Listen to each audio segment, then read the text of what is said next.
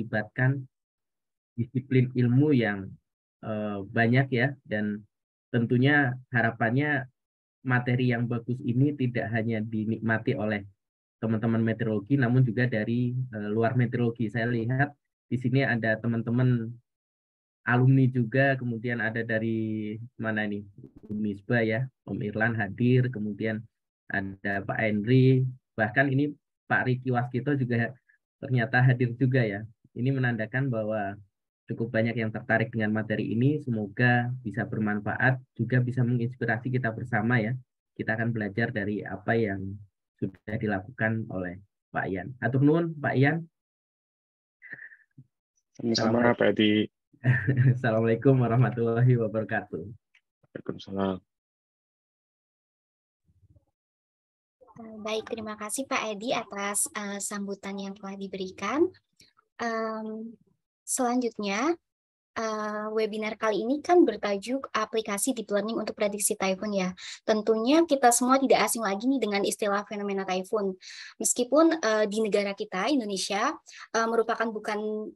bukan merupakan daerah lintasan siklon tropis, namun demikian keberadaan taifun ini terjadi juga di sekitar Indonesia, atau mungkin teman-teman udah familiar banget dengan istilah taifun melalui film, buku, atau literatur yang telah teman-teman baca. Nah, akan sangat menarik sekali karena pada webinar kali ini akan dibahas mengenai prediksi kejadian taifun menggunakan deep learning. Nah, pastinya kita bertanya-tanya ya, akankah dengan optimasi deep learning ini efektif dalam memprediksi kejadian taifun, dan seperti apa sih prosesnya? Untuk itu telah hadir bersama kita semua Bapak Ian Mulya PhD sebagai narasumber yang kompeten di bidang ini. Beliau merupakan seorang researcher bagian dari RIKEN Cluster for Pioneering Research Prediction Science Laboratory, dan nampaknya Bapak Ian sudah hadir di meeting room ini ya Pak. Halo Pak Ian, selamat pagi. Selamat pagi, Assalamualaikum semuanya. Oke, terima kasih Pak Ian atas kesempatannya sehingga kami semua nantinya dapat belajar ilmu baru melalui opportunity ini. Nah, apakah dari Bapak sudah siap untuk membagikan ilmu dan pengalamannya kepada kami semua yang ada di sini, Pak? Siap. Nanti saya coba share screen dulu ya. Oke, baik. Terima kasih, Nah, Pak. Langsung saja kita dengarkan ya pembahasan dari materi dari Pak Ian. Kepada Bapak Ian dipersilakan. Ya, terima kasih. Ini slide sudah terlihat ya? Sudah, Pak. Oke. Assalamualaikum warahmatullahi wabarakatuh. Selamat pagi semuanya. Terima kasih Pak Edi atas undangannya untuk mengisi kuliah Kapita Selecta ini ya. Sebetulnya saya sih sedikit agak ragu gitu awalnya untuk mengisi materi di sini karena background saya bukan meteorologi. Riset-riset saya sebelumnya itu selalu berhubungan dengan tsunami dan gempa gitu, tapi ya masih tentang kebencanaan.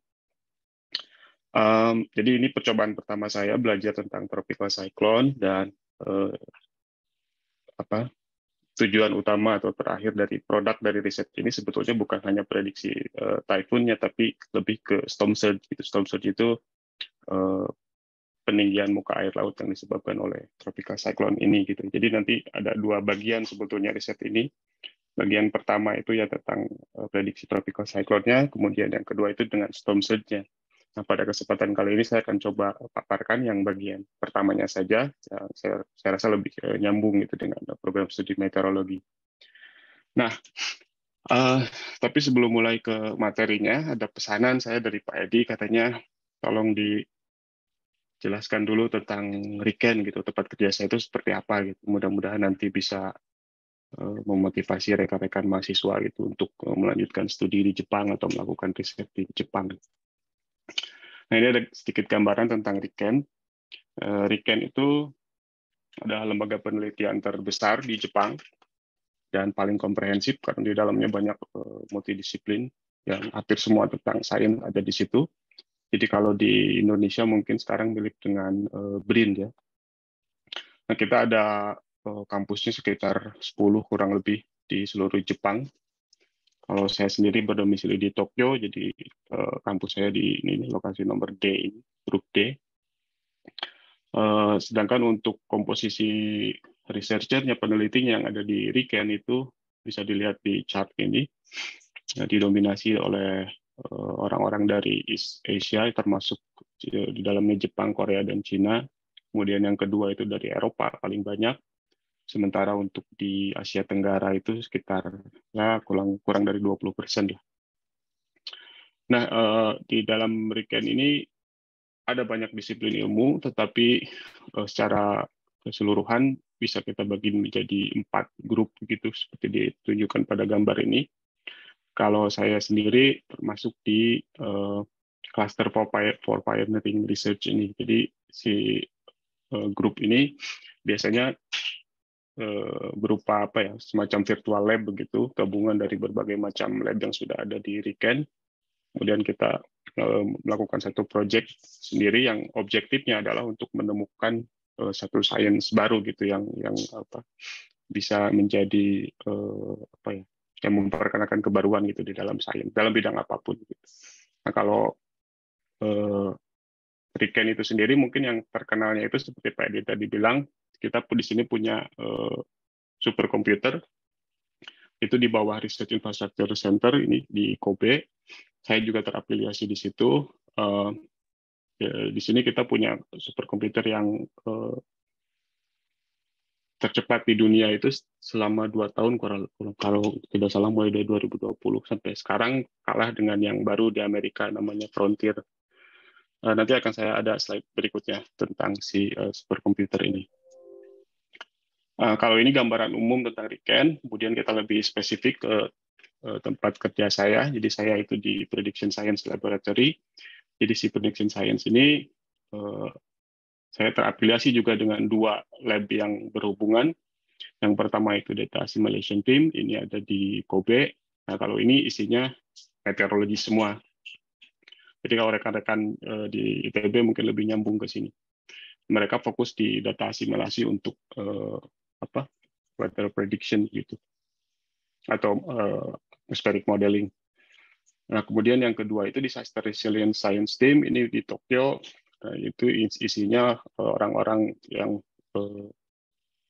melakukan riset tentang kebencanaan, tetapi di dalamnya fokus untuk aplikasi machine learning atau AI di sini. Jadi saya lebih nyambung ke yang di Tokyo sebetulnya. Nah, untuk yang di Kobe data assimilation team di Kobe, ini gedungnya di Kobe. Nah, kemudian ini teman-teman bisa lihat ini adalah superkomputer Fugaku. Yang waktu itu saya sempat berkunjung di sini. Ini foto saya dengan kolega saya di RIKEN. Ini luasannya itu mungkin sekitar sama dengan lapangan futsal ya, atau mungkin lebih gitu. Ini komputernya. Dan yang membuat saya sedikit kaget itu sebetulnya pas lihat coolernya gitu, pendinginnya, sistem pendinginnya bisa dilihat di gambar ini. Ini satu gedung terpisah gitu, lokasinya di belakang gedung ini. Kalau besarannya itu mungkin kalau di ITB sebesar GKU Barat gitu, GKU Timur, GKU Barat gitu. Itu hanya untuk pendinginnya saja gitu. Dan kalau ini sedang beroperasi nanti terlihat ada asapnya begitu kayak pabrik. Nah, salah satu keuntungan bekerja di RIKEN itu ya kita bisa punya akses ke komputer ini, jadi kita bebas melakukan riset, terutama yang berhubungan dengan simulasi ya, sangat membantu sekali gitu. Nah, kemudian kalau yang di Tokyo, ini gedungnya di tengah kota gitu. Kalau di sini sedikit berbeda, fasilitasnya tidak seperti yang di Kobe, tapi kita lokasi kantornya juga bisa dilihat seperti di gambar ini. Di situ tidak ada semacam, kita tidak punya meja yang permanen gitu, kita bisa datang masuk duduk di mana saja.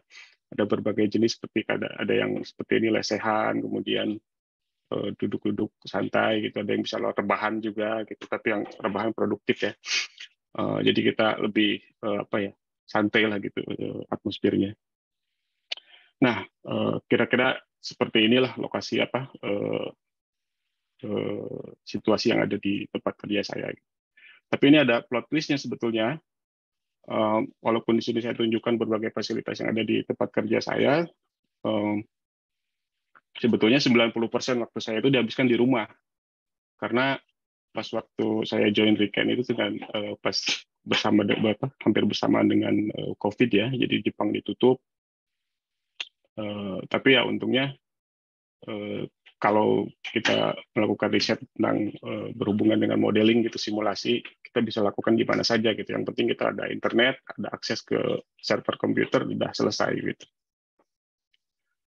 Nah kemudian untuk produk risetnya, salah satunya ini yang dilakukan oleh rekan-rekan di Kobe.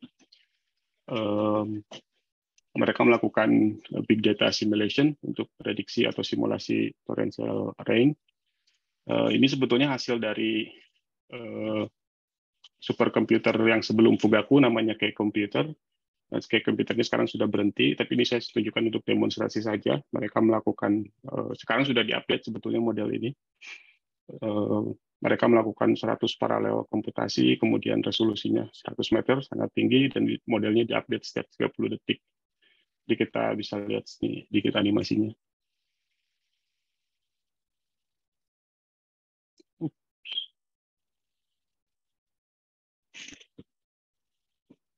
Ini lokasinya dia ngambil di Kobe ya.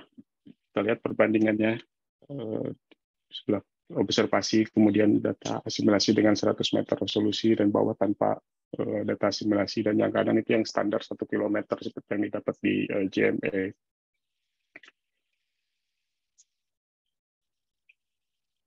Nah, tapi di sini perlu saya tegaskan bahwa saya tidak terlibat di dalam proyek ini, jadi tolong jangan ada pertanyaan tentang ini nanti kalau misalkan gimana cara buatnya dan lain sebagainya. Jadi saya hanya menunjukkan saja apa yang sudah dilakukan di tim di Kobe, di data simulation team. Oke, ini hanya demonstrasi saja. Yang saya stop saja dulu animasinya biar nggak panjang nanti urusannya. Nah, kemudian hasil yang kedua, nah ini yang di Tokyo, ini hasil studi kita baru saja publish tentang aplikasi machine learning juga, tapi untuk prediksi tsunami. Nah, kalau ada pertanyaan tentang ini, insya Allah saya bisa jawab karena saya pemeran utamanya di sini. Salah satu keunggulan dari machine learning ini kalau untuk di tsunami ada dua. Yang pertama itu untuk memprediksi inundasi atau rendaman tsunami, kita tidak perlu lagi mengestimasi source-nya, karena kalau menggunakan model konvensional itu kita selalu membutuhkan estimasi source sebelum kita bisa tahu untuk memprediksi rendamannya. Kemudian yang paling penting adalah kecepatannya gitu. Kecepatan komputasi ini dengan menggunakan machine learning kita bisa hampir 99% lebih cepat gitu daripada komputasi standar dengan metode numerik gitu.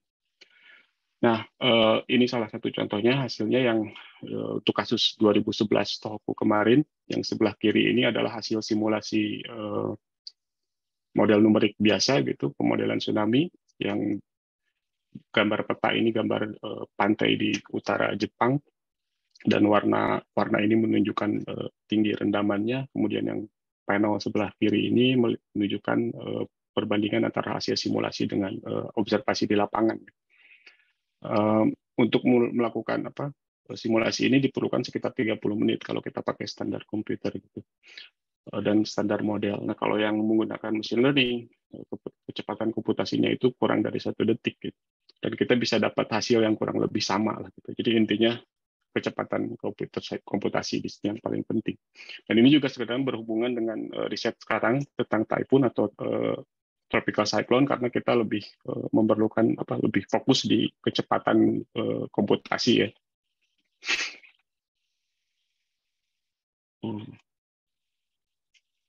Nah, terakhir seandainya ada rekan-rekan di ITB yang berminat gitu untuk ingin mencoba Fugaku superkomputer, itu sebetulnya bisa diakses juga oleh siapa saja. Dan ini ada yang terregister tentunya. Ini ada internship dari RIKEN yang tapi di sini biasanya kita fokusnya ke mahasiswa pasca sarjana ya, terutama PhD atau S3. Ya, ada internship sekitar 3 bulan, itu kita bisa pilih on-site atau online. Kalau untuk yang on-site itu nanti bisa dapat dikasih tiket pulang pergi, kemudian akomodasi dan biaya hidup gitu selama di Jepang selama 3 bulan itu diberikan begitu. Aplikasinya syaratnya sangat sederhana, sebetulnya sangat gampang, tinggal ngisi formulir. Yang susah itu masuknya, tapi karena banyak harus diseleksi gitu. Tapi ya silakan saja dicoba, atau kalau ada yang lebih tertarik lebih jauh bisa menghubungi saya, nanti saya coba berikan informasi lebih, atau bisa dilihat saja langsung di websitenya gitu. Nah, saya pikir ini aja pengenalan tentang Riken, mudah-mudahan bermanfaat. Sekarang kita langsung masuk ke materinya.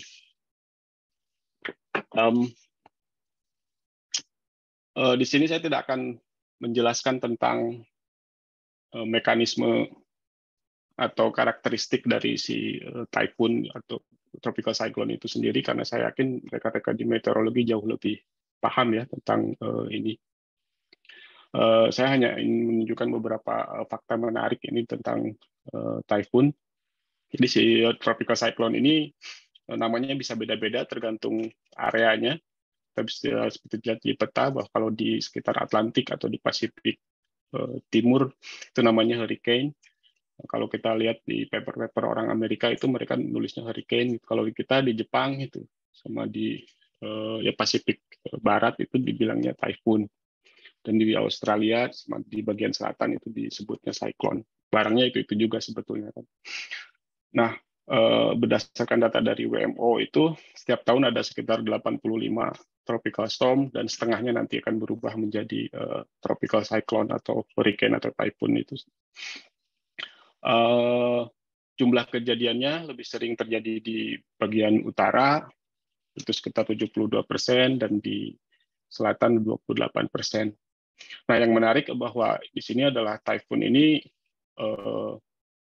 akan membangkitkan bencana-bencana yang lain gitu. Seperti yang saya sebutkan di awal, bahwa fokus studi saya sebetulnya ke storm surge. Jadi nanti kita akan coba prediksikan atau membuat metode untuk memprediksi storm surge gitu. Nah, ada bencana lain juga seperti banjir gitu, kemudian hujan ekstrim, dan beberapa report juga menunjukkan bahwa si typhoon ini dapat diasosiasikan dengan tornado dan petir ya. Nah, kemudian dalam 50 terakhir, berdasarkan data dari WMO juga, ada sekitar 800.000 orang atau korban jiwa yang disebabkan oleh typhoon ini, dan kerugian ekonominya itu sekitar 1.400 billion US dollar ya. Jadi sangat signifikan gitu. Nah, inilah yang salah satunya memotivasi kita sebagai researcher yang di bidang kebencanaan gitu. Jadi intinya kita akan mencoba bagaimana caranya untuk bisa mereduksi risiko kebencanaan ini gitu. Salah satunya adalah dengan prediksi gitu, karena prediksi atau forecasting itu sangat krusial gitu untuk kebencanaan. Nah, ini ada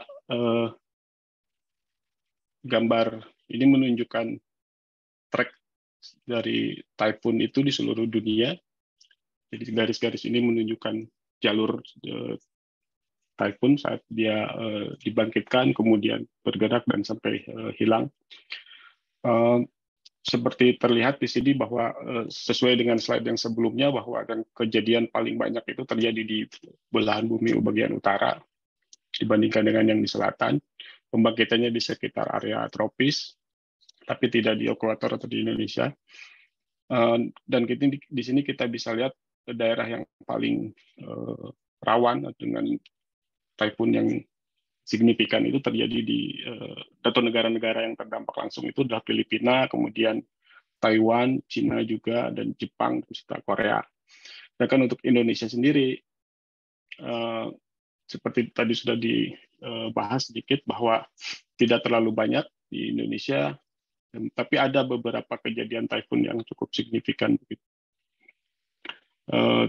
terutama terjadi di bagian timur.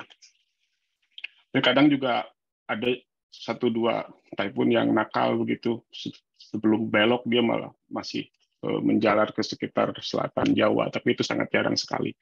Nah, yang paling besar typhoon yang pernah terjadi di Indonesia adalah 1973 gitu. Flores. Typhoon ini dibangkitkan di Laut Banda. maksimum kecepatan anginnya itu sampai 150 km per jam, dan ini masuk kategori typhoon kategori 2 ya. Kemudian jumlah korban jiwa dari disebabkan typhoon ini sampai 1.600 orang lebih. Jadi ini juga dikenal sebagai typhoon yang paling mematikan yang terjadi di Asia Tenggara. Selain korban jiwa, juga banyak kerusakan gedung, kemudian sekolah dan rumah, ada kemudian bendungan, dan selain itu juga ada dilaporkan kapal tenggelam ya karena kejadian typhoon ini. Ini terjadi di 1973, kemudian mungkin yang masih segar diingatan rekan-rekan sekalian itu tahun 2021 kemarin, itu ada Typhoon Seroja.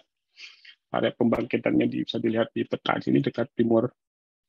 Kemudian ini masuk kategori 1, dan jumlah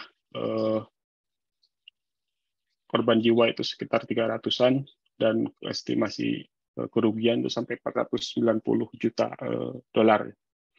Nah, walaupun dari kejadian-kejadian ini, walaupun memang jarang, tidak sama frekuensinya seperti di Jepang atau di Filipina, saya pikir riset tentang typhoon ini masih relevan untuk dilakukan di Indonesia ya, dan cukup penting begitu. Jadi saya harap rekan-rekan di meteorologi ada yang melakukan riset yang sama juga tentang typhoon. Nah, kemudian ini ada sedikit ilustrasi tentang pemodelan storm surge yang merupakan objektif utama dari riset ini. Jadi pada saat terjadi typhoon di laut, dua variabel utama yang menyebabkan storm surge itu adalah angin, kemudian tekanan. Jadi pas angin ini akan begitu typhoon bergerak, dia akan mendorong permukaan air laut sehingga tingginya nanti akan bertambah. Itu juga ada peranan dari low pressure-nya dari typhoon yang akan mempengaruhi juga dalam ketinggian air laut. Nah, saat dia bergerak nanti ke daerah pantai, maka si tinggi air laut yang naik ini akan menyebabkan banjir gitu atau inundasi di sekitar pantai. Nah, karena kita fokus di storm surge, jadi ada dua variabel saja yang coba kita modelkan di sini, yaitu angin dengan tekanan gitu. Nah, untuk memodelkannya ini ada dua cara. Yang pertama itu menggunakan parametric model. Kemudian yang kedua adalah menggunakan numerical weather prediction atau pemodelan numerik gitu. Perbedaannya yang pertama itu bisa sangat cepat dan efisien secara komputasi begitu, tapi biasanya akurasinya tidak terlalu bagus gitu dibandingkan dengan yang pemodelan numerik. Nah, pemodelan numerik ini sangat akurat, tapi karena perhitungannya kompleks, jadi dibutuhkan spesifikasi komputer yang cukup tinggi begitu. Nah, ini ilustrasi saja perbedaan antara keduanya. Salah satu model parametrik yang populer yang sering dipakai adalah Holland 1980. Jadi ini maaf saya tidak menunjukkan definisi dari setiap variabelnya, ini hanya untuk atau parameternya, jadi saya hanya menunjukkan ilustrasi perbedaan kedua model ini saja. Jadi untuk parametric model kita hanya perlu menghitung pressure dengan kecepatan angin, hanya dua variabel ini dalam dua dimensi begitu, dan ini karena inilah alasannya kenapa dia sangat cepat gitu. Sedangkan untuk numerical weather prediction itu di dalamnya tidak hanya ada dua variabel, tapi di situ kita juga ada temperatur, ada humidity, dan lain sebagainya begitu. Kemudian persamaannya juga harus diselesaikan secara dalam 3 dimensi karena ada efek vertikalnya juga. Jadi jauh lebih kompleks gitu. Perbedaan hasil simulasinya bisa dilihat di gambar yang di atas. Yang sebelah kiri itu hasil dari perhitungan numerical weather prediction, pemodelan numerik. Yang sebelah kanan adalah hasil dari parametric model. Jadi bisa kita lihat perbedaannya. Jadi yang hasil pemodelan numerik itu jauh lebih realistis, dan kalau kita bandingkan dengan hasil observasi juga itu biasanya akan lebih akurat. Untuk gambaran saja, misalnya pemodelan menggunakan parametric model ini kita bisa running dengan laptop biasa untuk satu event typhoon, kalau kita running, misalkan pakai laptop juga bisa. Kita running satu event, kemudian kita tinggalkan ke toilet sebentar, balik lagi ke meja, udah selesai. Gitu. Nah, kalau kita menggunakan pemodelan numerik dengan resolusi yang sama, kemudian running pakai laptop, Anda pergi umroh misalnya, Anda pulang lagi, si laptop itu masih running gitu. Itu juga kalau nggak gosong ya. Kalau nggak percaya silakan saja dicoba sendiri. Ini saya coba running sendiri, tapi tidak pakai laptop. Yang sebelah ini ada satu kejadian typhoon di Jepang 2016 untuk ilustrasi saja. 2016 typhoon namanya Lion Rock. Kejadiannya sekitar 4 hari. Dan ini masuk kategori 4 ya, sangat besar. Dan grid untuk simulasinya 5 km. 5 km grid size-nya. Sini ada model yang sebelah kiri ini adalah hasil dengan menggunakan parametric model dari Holland 1980, sedangkan yang kanan adalah hasil pemodelan numerik atau numerical weather prediction. Ini hasil didapat dari JMA. Kalau JMA itu Japan Meteorological Agency, biasanya mereka juga mengasih hasil simulasi dari beberapa kejadian di masa lalu ya, yang bisa kita download untuk studi kita gitu. Saya tidak tahu kalau di Indonesia mungkin BMKG ada atau tidak. Tapi ini sangat bermanfaat gitu untuk mempelajari fenomena typhoon ini. Nah, kita lihat animasinya.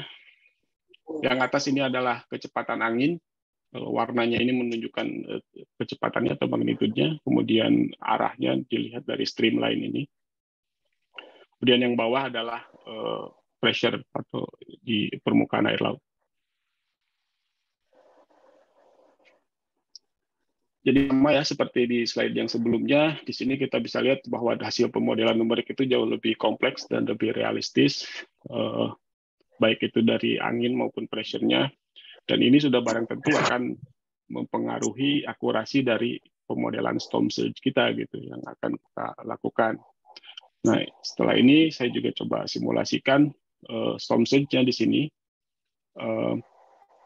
untuk dengan 2 forcing yang berbeda gitu. Yang pertama itu menggunakan pemodelan parametric model, kemudian yang kedua menggunakan pemodelan numerik gitu. Kalau untuk pemodelan oceannya itu sendiri saya menggunakan ROMS, durasinya sama dengan pemodelan typhoon-nya. Kemudian grid size-nya itu yang besar pakai 5 km sama dengan model typhoon-nya. Tapi di sini kita akan coba bandingkan dengan tinggi air laut yang diobservasi di 4 lokasi ini, dan grid size-nya di sekitar sini adalah lebih kecil, itu 1 km. ROM itu 3D model, jadi kita pakai 3 layer, dan ini data batimetri yang kita gunakan.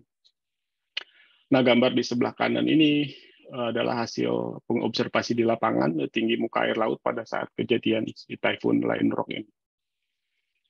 Kita bisa lihat warna ini menunjukkan tinggi muka air laut, dan vektornya ini adalah arus laut. Jadi sama hasil dari pemodelan numerik itu jauh lebih kompleks strukturnya begitu. Dan pas kita bandingkan tinggi air laut di 4 lokasi ini juga kita bisa lihat warna biru ini adalah hasil pemodelan numerik, ini cukup lebih akurat lah ya dibanding dengan hasil pemodelan parametrik ini. Nah, motivasi kita ini dari hasil simulasi ini kita bisa tahu bahwa untuk memodelkan storm surge, jadi kita memerlukan hasil pemodelan numerik, tapi permasalahannya adalah ini membutuhkan komputasi yang tidak murah begitu.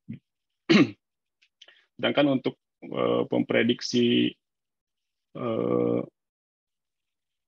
untuk melakukan forecasting atau prediksi storm surge itu kita memerlukan kecepatan gitu dalam komputasi.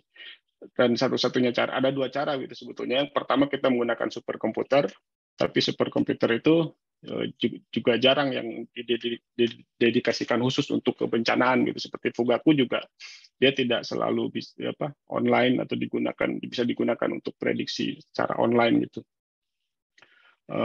Nah, cara yang kedua adalah kita cari metode lain yang memerlukan komputasi yang tidak terlalu besar, tetapi akurasinya harus paling tidak mirip gitu dengan hasil numerical weather prediction ini.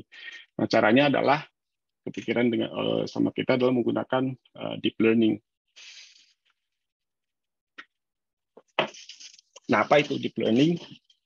Saya yakin beberapa rekan-rekan yang ada di sini juga sudah familiar atau sudah pernah mencoba gitu deep learning ini, karena ini metodenya sedang sangat populer ya sekarang ini. Tapi di sini saya akan coba jelaskan secara gambaran secara umum saja. Mudah-mudahan bisa bermanfaat untuk yang sama sekali belum pernah mencoba atau tidak familiar dengan metode ini.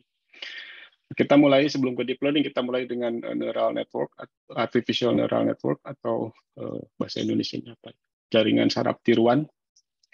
Jadi metode ini terinspirasi oleh cara kerja otak kita, di mana saat ada informasi masuk, gitu, kita akan mengolah informasi tersebut berdasarkan pengalaman atau pengetahuan kita, dan kita dituntut untuk memberikan respon gitu.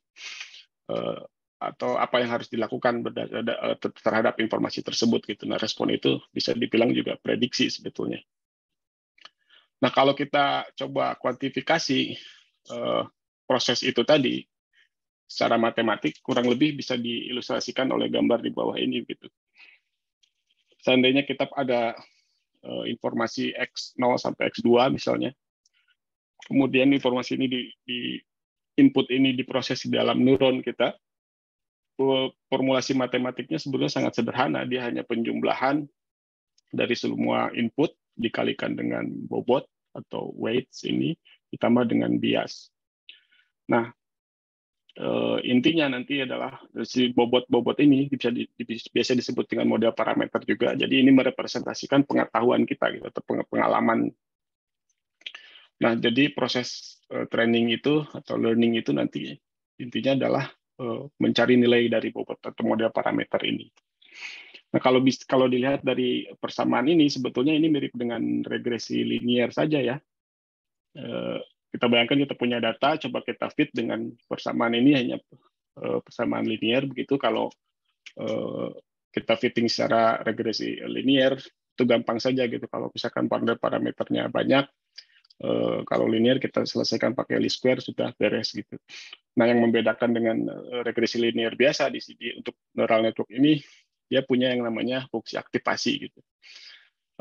Ada banyak fungsi aktivasi itu, ada beberapa, tidak terlalu banyak juga. Ini hanya salah satu contoh saja, namanya sigmoid function. Jadi intinya output dari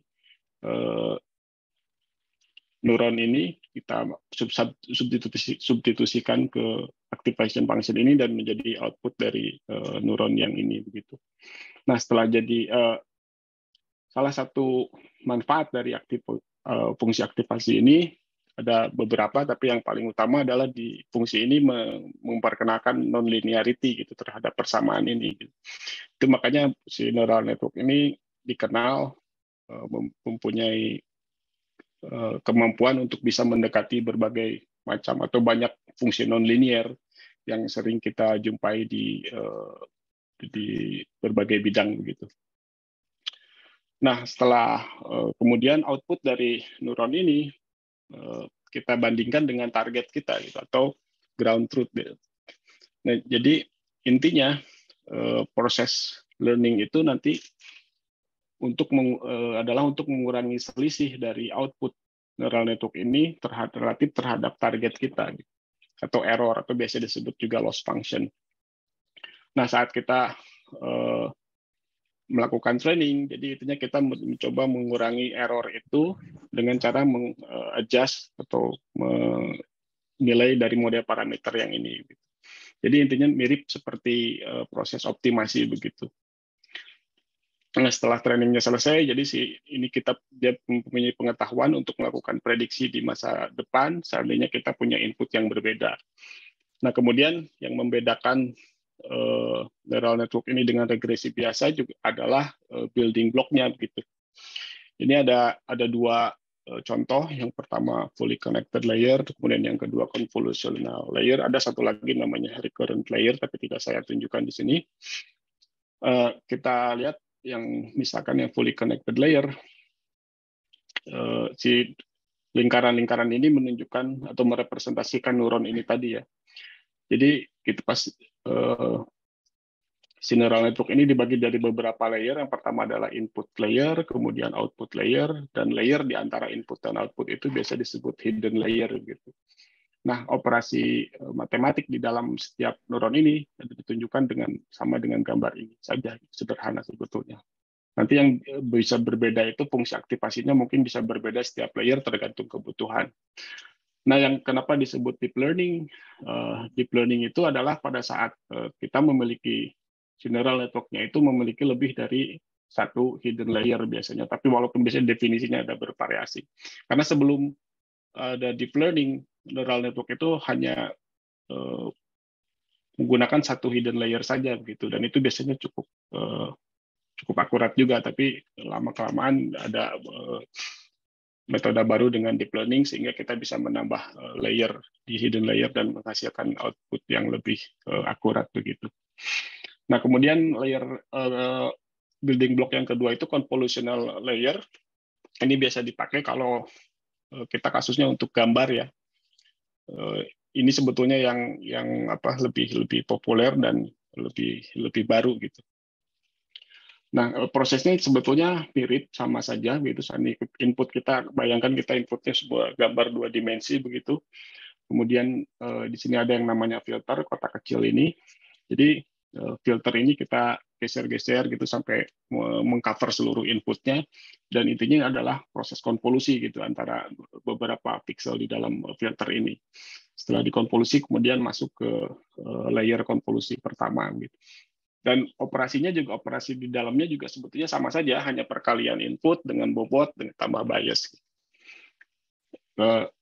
Kemudian setelah kita ini prosesnya terus berlanjut sesuai dengan kebutuhan sampai akhirnya kalau untuk kasus klasifikasi begitu, biasanya pas di ujungnya itu dihubungkan dengan fully connected layer. Tapi ada juga beberapa convolutional layer yang outputnya itu gambar juga begitu. Jadi pas sebelah sudah sampai di ujung ini kita ada yang namanya reverse convolution gitu. Jadi inputnya nanti gambar, outputnya juga gambar. Inilah sebetulnya yang kita pakai di aplikasi di riset kita. Nah, itu gambaran secara umum saja. Ada beberapa model yang populer deep learning ini. Salah satunya adalah GAN, ini yang kita pakai sebetulnya. Kemudian ada juga FAE, ada transformer, dan lain-lain. Kalau kita mengikuti riset tentang di data science ini sangat progresif gitu ya. Hampir setiap tahun itu ada saja model yang baru gitu. Jadi salah satu kelemahan kita kalau sebagai earth scientist gitu, kalau menggunakan metode atau menggunakan AI atau deep learning ini, risetnya tidak bisa lama-lama biasanya gitu, karena kalau kita baru riset 1 atau 2 tahun baru keluar papernya gitu, ternyata ada metode lagi yang baru. Jadi harus keep up lah dengan kecepatan orang-orang data science ini. Nah,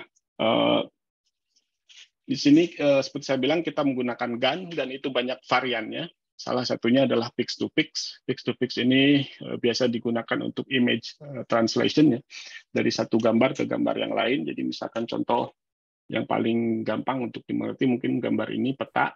Kita punya di sini citra satelit misalnya. Kemudian kita ingin berubah citra satelit ini menjadi peta gitu seperti ini. Nah, ini bisa translasi atau dirubah dengan menggunakan pix-to-pix, GAN pix-to-pix ini. Kemudian kita juga bisa berubah gambar berwarna hitam putih jadi berwarna, atau sketch menjadi foto gitu, dan lain-lain.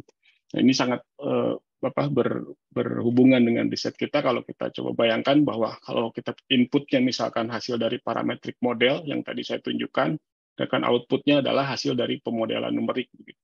Jadi kita dari situ kita bisa lihat, atau mungkin dengan menggunakan ini kita bisa tujuan kita bisa tercapai gitu menggunakan si GAN Pix to Pix ini. Nah, cara kerjanya kurang lebih ditunjukkan di gambar yang sebelah kiri ini. Ini ada contoh inputnya adalah gambar tangan, ini hasil ronsen kalau tidak salah. Kemudian targetnya juga gambar tangan, hampir mirip tapi ini sebetulnya beda. Untuk lebih gampangnya sih mungkin lebih diilustrasikannya lebih baik dengan gambar ini nih. Inputnya citra satelit, kemudian outputnya peta gitu. Nah, si Pix to Pix ini building block-nya dibagi dua. Yang pertama itu disebut generator, kemudian diskriminator. Dalam generator ini ada neural network yang namanya UNet, silahkan dicari sendiri.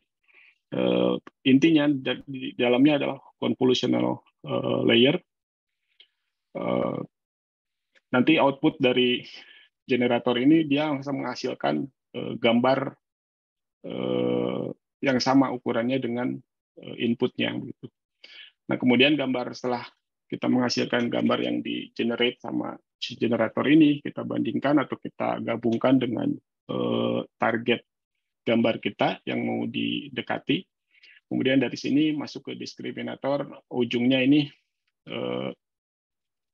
adalah semacam identifikasi apakah gambar ini real atau fake begitu. Jadi loss function-nya atau error-nya ini ada dua jenis kalau pakai Pix to Pix dan Pix to Pix ini. Yang pertama adalah error antara gambar yang dikeluarkan oleh si generator dibandingkan dengan target kita atau ground truth.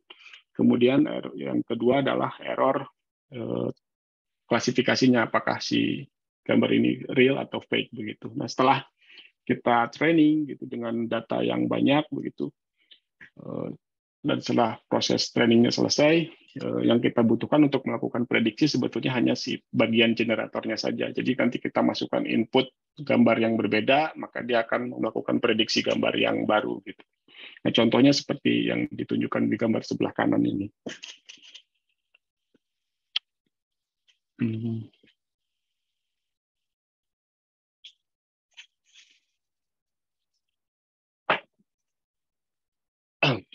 Baik, kita masuk ke riset kita sekarang. Nah, seperti ditunjukkan dalam contoh yang slide sebelumnya, di sini ide kita adalah bagaimana caranya merubah output dari hasil parametric model menjadi minimal strukturnya sama dengan output yang dihasilkan oleh model numerik gitu yang lebih akurat. Nah, kalau kita pakai Pix to Pix, arsitektur Pix to Pix-nya sama dengan original paper-nya, yang berbeda ini hanya konfigurasi dari inputnya gitu. Nah, untuk translasi biasa seperti contoh sebelumnya, jadi kita di sini bagi channel-nya itu, kalau di gambar itu kan ada RGB gitu. Yang contoh sebelumnya juga ada 3 channel, itu artinya RGB dari satu gambar begitu. Kalau ini kita setiap channel dari input ini kita bagi menjadi 3 mirip dengan RGB, tapi ini adalah kecepatan angin, komponen kecepatan angin arah utara dan utara selatan barat timur UV, kemudian tekanan. Nah, outputnya juga sama, ada 3 channel. Nah, kalau kita melakukan direct translation gitu dalam waktu yang sama, maka T-nya itu sama gitu. Pada saat sekarang kita mau ditranslasikan hasilnya pada saat yang sama. Tapi outputnya kita bisa juga lakukan dalam range waktu yang berbeda. Misalkan untuk di masa yang akan datang atau di ke depan, inilah yang namanya forecasting begitu. Jadi si T-nya ini kita bisa tambahkan misalkan 6 jam ke depan atau 12 jam ke depan. Nah, tapi selain ini, kita juga melakukan modifikasi bahwa dalam forecasting biasanya data atau state di waktu sebelumnya itu juga akan menentukan akurasi dari prediksi kita gitu. Jadi makanya kita tambah juga tidak hanya pada waktu saat sekarang, state pada saat sekarang, tapi juga kita tambahkan beberapa waktu atau state atau kondisi di waktu yang sebelumnya sampai T-N ini. Nah, jadi nanti kita coba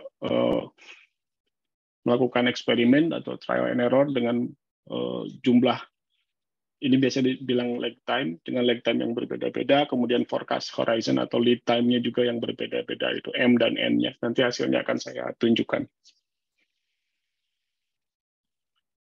Nah, tapi sebelumnya, untuk deep learning atau machine learning ini kita perlu data, kan?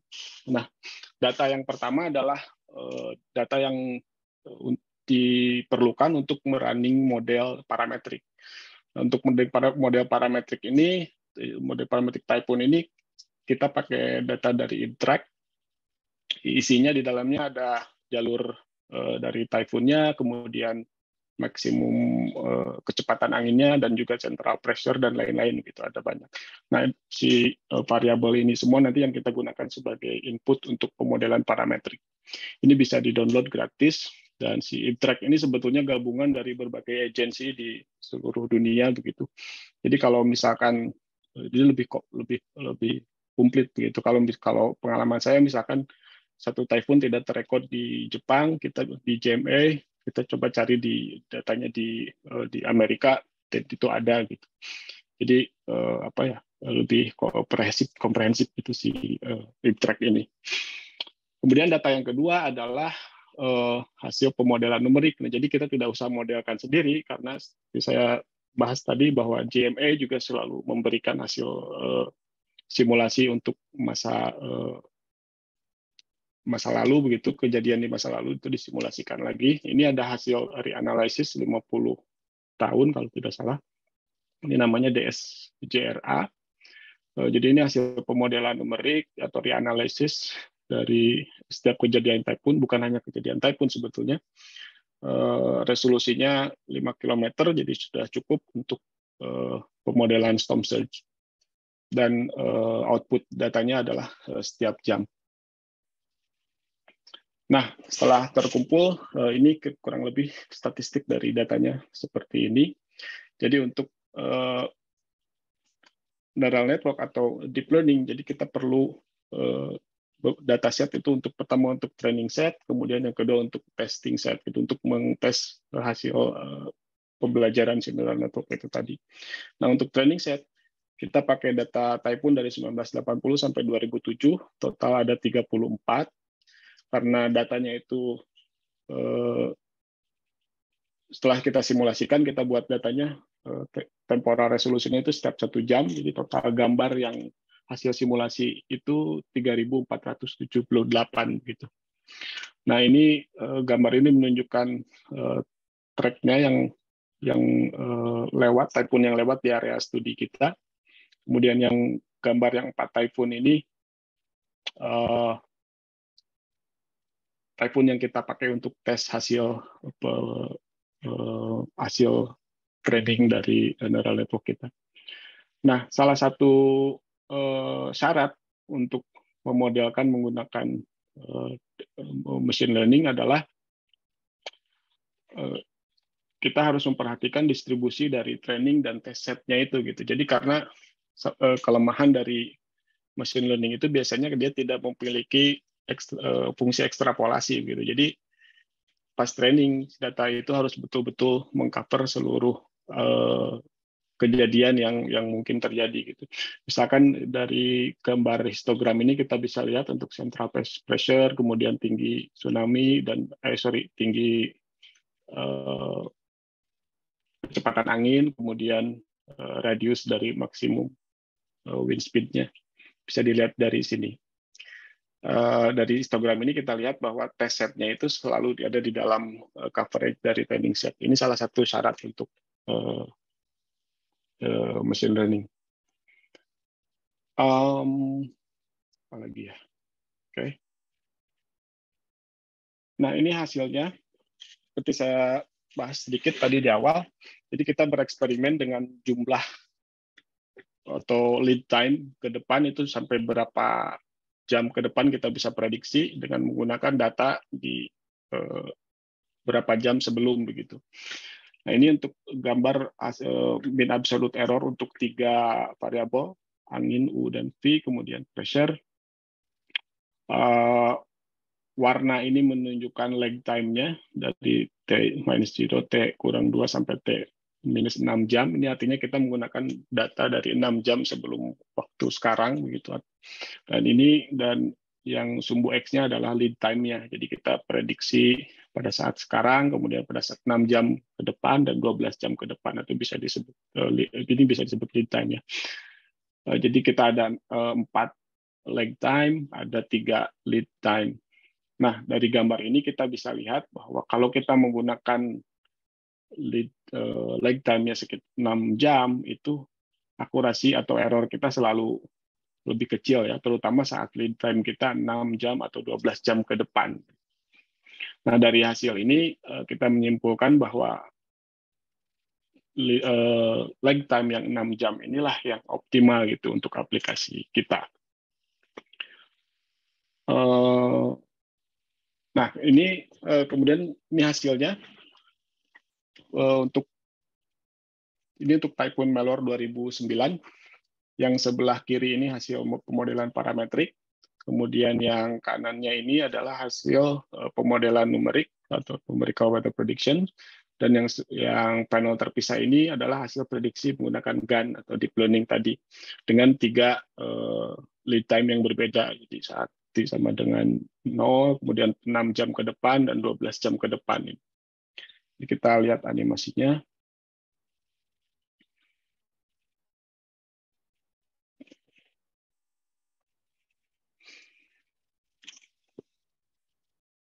Dari hasil ini kita bisa lihat hasil dari prediksi si GAN ini cukup tidak sempurna, tetapi cukup mendekati lah hasil dari pemodelan numerik ini bila dibandingkan, dan relatif lebih akurat bila dibandingkan dengan hasil parametrik model ya. Dan menariknya di sini bahwa walaupun kita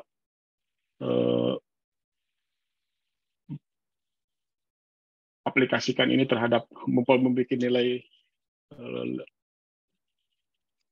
lead time yang berbeda-beda, tapi strukturnya itu hampir mirip begitu, hampir sama saja. Nah, kemudian kita bandingkan ini dengan hasil observasi.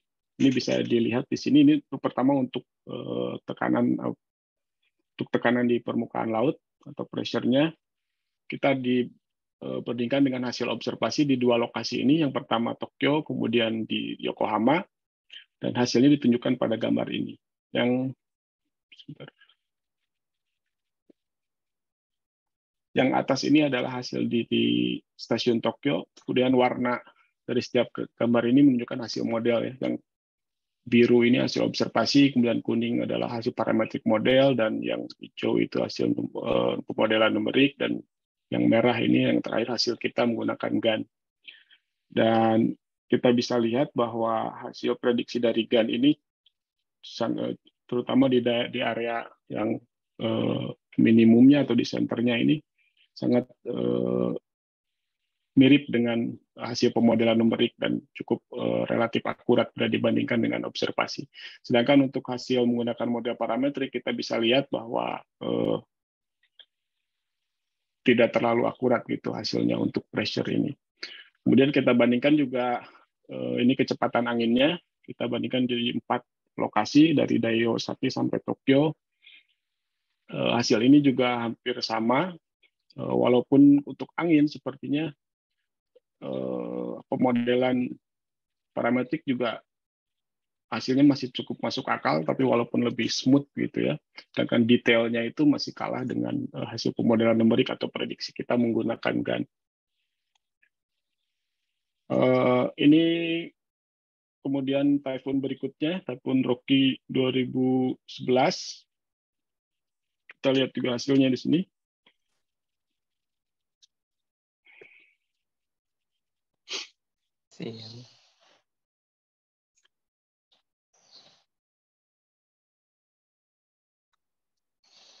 Nah, ini yang menarik di Typhoon Rocky ini sebetulnya ada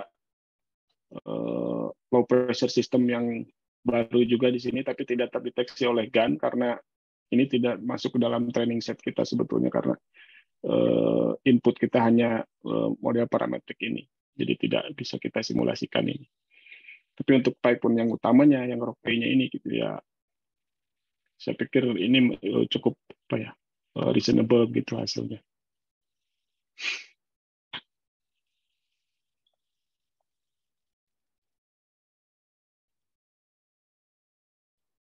Oke, nah ini perbandingannya sama, dan untuk Rookie 2011 ini kita bisa lihat si hasil dari prediksi GAN ini cukup konsisten untuk 3 lead time yang berbeda, ditunjukkan oleh warna merah ini di 2 stasiun. Ini untuk pressure-nya, kemudian untuk kecepatan anginnya juga sama.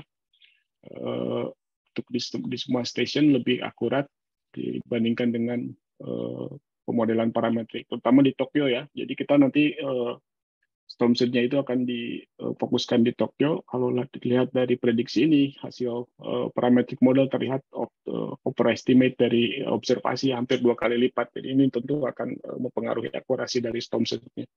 Sedangkan hasil deep learning maupun pemodelan numerik ini kita bisa lihat lebih akurat dibandingkan dengan hasil parametric model. Dan yang terakhir ada pertanyaan.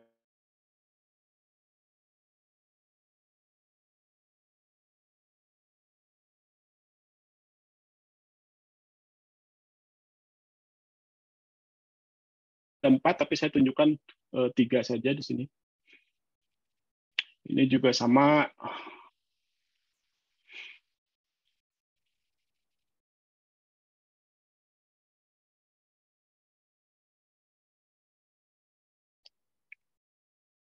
Nah, tapi pas kita coba bandingkan di sini hasil dari observasi simulasi dibandingkan dengan observasi, prediksi GAN kita ternyata tidak terlalu bagus untuk kasus yang Jelawat 2012 ini. Hanya bagus pada saat now castingnya gitu. Kalau pas forecastingnya sedikit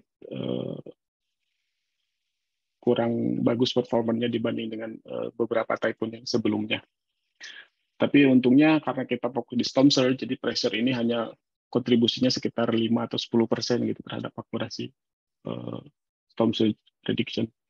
Sedangkan untuk anginnya ya kurang lebih samalah dengan yang hasil prediksi tadi. Ini slide terakhir. Jadi kesimpulannya adalah dengan menggunakan GAN ini kita bisa menghasilkan prediksi dari tropical cyclone atau typhoon itu cukup akurasinya mendekati hasil perhitungan pemodelan numerik atau numerical weather prediction, dan sudah barang tentu lebih baik dibandingkan dengan hanya menggunakan parametric model. Dan salah satu keutamaannya adalah kecepatan komputasi. Seperti saya bilang tadi, riset ini salah satu fokusnya adalah tentang kecepatan komputasi begitu. Dan ini hanya perlu 2 detik untuk memodelkan satu kejadian typhoon menggunakan GAN ini. Kemudian hasil yang akurat ini tentu akan memfasilitasi pemodelan storm surge yang akan kita lakukan untuk di tahap berikutnya yang kedua. Jadi udah itu saja.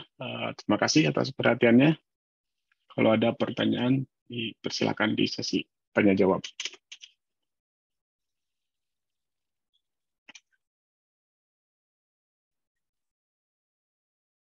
Baik, terima kasih Pak Ian atas pemaparan materinya. Sangat inspiring, informatif, dan juga insightful ya teman-teman. Mulai tadi dari overview recap, kemudian typhoon, pengenalan deep learning, dan juga bagaimana aplikasi dari deep learning itu sendiri dalam forecast untuk memprediksi kejadian typhoon. Nah, setelah menyimak pemaparan dari Pak Ian, akan dilanjutkan dengan sesi tanya-jawab. Bagi rekan-rekan peserta webinar yang hendak mengajukan pertanyaan, dipersilakan untuk raise hand, kemudian menyampaikan pertanyaannya secara langsung, atau jika berhalangan dapat juga dengan mengetikkan pertanyaannya di kolom chat. Silakan untuk teman-teman jika ada yang mau bertanya, dipersilakan. Oke, sudah ada yang raise hand dari Ahmed Soleh. Boleh, Soleh, silakan untuk langsung menyampaikan pertanyaannya. Oke, terima kasih moderator. Pak, saya ingin bertanya tadi terkait ini. Ada tadi namanya model ANN ya. artificial neural network. Saya ingin bertanya dia, apakah itu modelnya juga bisa dipakai untuk ini Pak, untuk memprediksi kayak genangan banjir? Dan setelah itu saya juga ingin bertanya, model ANN ini sebenarnya toolsnya itu apa aja Pak? Seperti itu Pak. Apanya Pak? Perlu diulang terakhir, mohon maaf, kurang kedengaran. Ininya Pak, toolsnya Pak, atau apa yang diperlukan untuk ini Pak, untuk memakai model ini Pak? Apakah harus memakai Python kah, atau ada aplikasi khusus seperti itu Pak? Ya. Terima kasih. Oke, tadi pertanyaan pertama, apakah ini bisa dipakai untuk banjir? Ini bisa dipakai untuk apa aja sebetulnya? Karena neural network itu seperti saya bilang di awal, dia adalah semacam memiliki kemampuan untuk mendekati banyak fungsi nonlinear gitu yang ada di alam semesta gitu, atau yang biasa kita perhatikan di berbagai macam data gitu. Jadi apapun aplikasi kita itu akan selalu bisa menggunakan neural network. Intinya syaratnya hanya ada dua gitu, bukan secara umum gitu, ada dua. Asal kita punya input, kita punya output gitu. Kalau misalkan banjir di sungai, misalkan inputnya katakanlah kita debit di hulu, kemudian outputnya adalah debit di hilir misalkan. Jadi kita punya input output itu. Nah, nanti si neural network ini kita training menggunakan data di input dan output itu tadi. Nah, kemudian untuk tools-nya, kalau saya ini pakai Python, itu ada library-nya itu pakai TensorFlow, keluaran dari Google. Ada dua sebetulnya yang paling sering digunakan, itu TensorFlow sama satu lagi lupa saya, satu lagi dari Facebook. Tapi yang saya sering pakai itu pakai TensorFlow dari menggunakan Python. Dan itu free ya, bisa kita gunakan tanpa harus bayar gitu. Baik Pak, terima kasih Pak. Oke, terima kasih Soleh atas pertanyaannya, juga kepada Pak Ian yang telah memberikan jawaban atas pertanyaan tersebut. Ada pertanyaan lanjutan dari kolom chat dari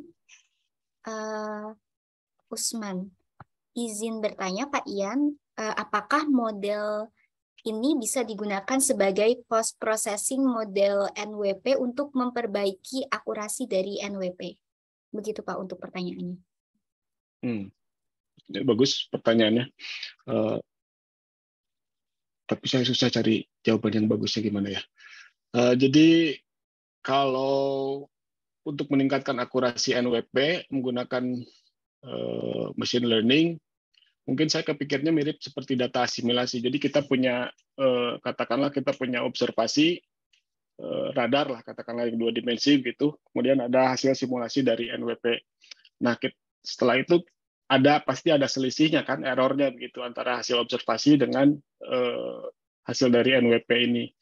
Nah, si selisihnya ini kita bisa pattern-nya kita bisa pelajari menggunakan neural network. Jadi begitu ke depan, pas kita melakukan simulasi NWP berikutnya, kita bisa tambahkan saja dengan prediksi error dari si machine learning ini begitu. Nah, itu saya pikir itu juga salah satu cara yang bisa dilakukan itu untuk meningkatkan akurasi dari model NWP menggunakan machine learning. Itu yang kepikiran sama saya sekarang begitu. Tapi saya rasa ada banyak juga caranya yang lain. Jadi intinya adalah pemodelan machine learning ini dia sangat fleksibel gitu, sesuai dengan imajinasi kita aja gitu. Kita mau dibagaimanakan gitu, untuk itu bisa gitu. Jadi yang saya bilang itu hanya salah satu contoh yang saya kepikiran sekarang. Mungkin ada cara lain yang bisa digunakan, tapi saya yakin itu bisa digunakan untuk meningkatkan akurasi NWP menggunakan machine learning.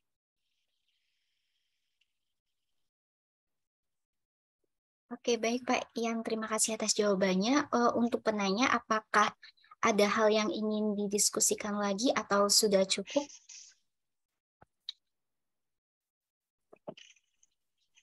Oke, boleh dilanjutkan oleh pertanyaan dari Kak Rinaldi Sirait. Silakan Kak, dipersilakan untuk mengajukan pertanyaannya. Ya, baik. Terima kasih moderator. Selamat siang Pak Ian. Saya ingin bertanya Pak, kan model kita tadi itu 2 dimensi atau 3 dimensi dengan tambahan waktu. Nah, dengan hasil yang ditunjukin tadi yang plot 1 dimensi, nah kayak si pressure sama angin gitu, ini kan jadinya 1 titik ya Pak. Nah, apakah titik ini itu dipilih di mana atau ini titik rata-rata gitu Pak? Oh ya, kalau ini biasanya tergantung ukuran grid kita ya. Kalau tergantung ukuran grid, kemudian tergantung dari karakteristik field yang kita modelkan. Jadi untuk saya tidak terlalu familiar dengan di meteorologi ya. Saya pikir kalau misalkan ini ada 2 lokasi, Tokyo sama Yokohama, misalkan untuk pressure. Jadi selama variasi dari field si pressure ini yang 2 dimensi ini tidak terlalu besar antar setiap gridnya, jadi kita bisa langsung saja pilih di grid yang letaknya bersamaan atau tepat di lokasi si observasi kita gitu. Jadi di sini kita tidak pakai treatment khusus. Jadi hanya jadi pilih saja misalkan di lokasi Tokyo ini ada bertepatan dengan 1 grid yang 2 dimensi, jadi kita ambil nilainya di situ dibandingkan dengan observasi. Gitulah sederhananya sederhananya gitu. Ya, terima kasih Pak. Cukup itu saja moderator. Terima kasih.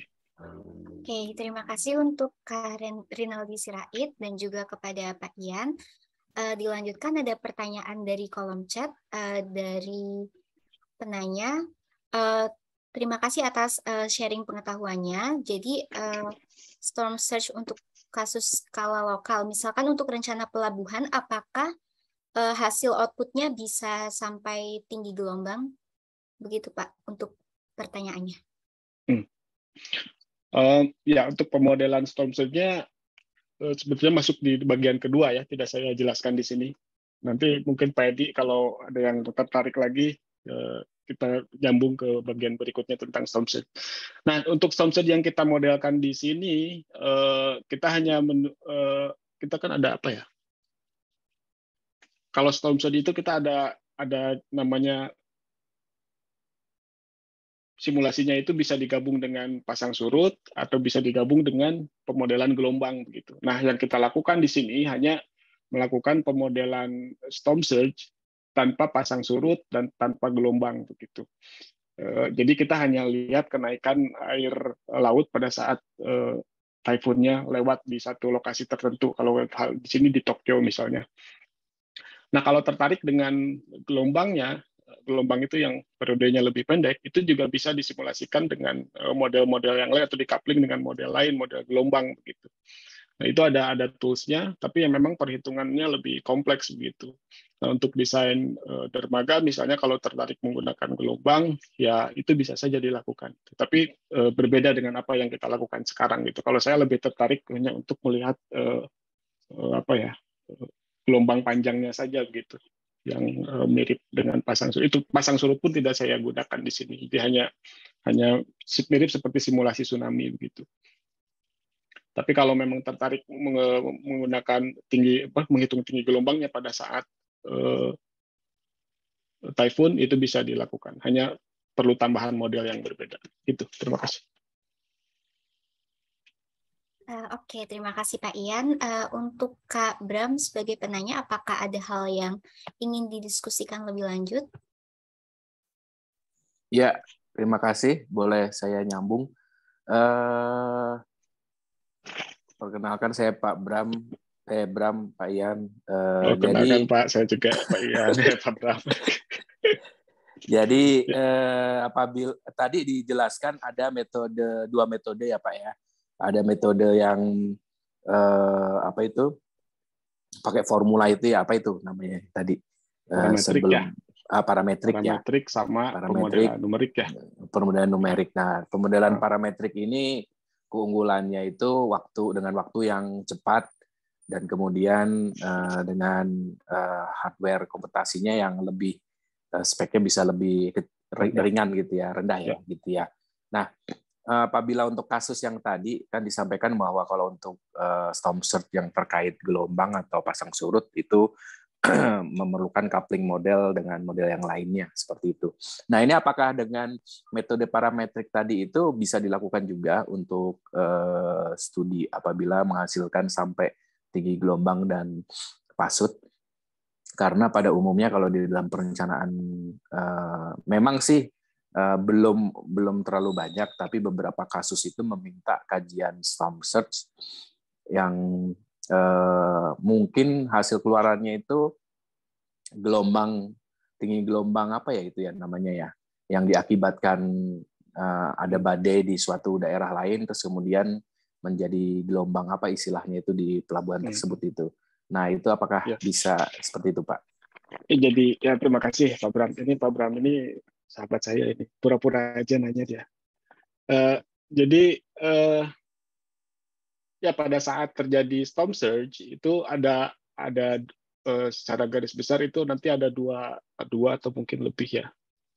Kita katakan saja dua lah. Pertama gelombang panjang yang disebabkan oleh yang seperti di gambar ini tadi, gelombang panjang yang mirip dengan tsunami, walaupun periodenya pun lebih panjang, bisa 3 atau beberapa hari begitu.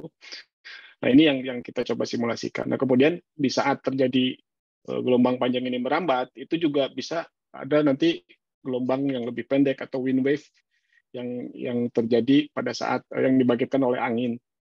Nah, seandainya kita menggunakan parametric model, saya pikir bisa saja karena ini parametric model itu yang mensimulasikan gelombang panjangnya begitu. Nanti, nah untuk gelombang yang lebih pendeknya atau wind wave-nya, kita tinggal pakai model yang berbeda. Jadi kalau ini saya pakai simulasi storm surge-nya pakai ROMS. Biasanya kalau mau memodelkan wind wave-nya itu di couple sama SWAN atau model-model yang lain gitu. Ya, jadi itu kira-kira jawabannya Pak Bram. Jadi bisa lah, jawabannya bisa. Walaupun belum saya coba. Baik, Pak. Terima kasih, Pak. Sama-sama, Pak Bram. Baik, terima kasih kepada Pak Bram telah menanyakan pertanyaan dan juga kepada Pak Ian yang telah memberikan jawaban atas pertanyaan tersebut. Dilanjutkan kepada teman-teman jika masih ada yang ingin bertanya, dipersilakan untuk mengaktifkan fitur raise hand-nya, atau bisa juga pertanyaannya dikirimkan lewat chat. Oh, boleh silakan dari Pak Edi, dipersilakan. Terima kasih, Amalia.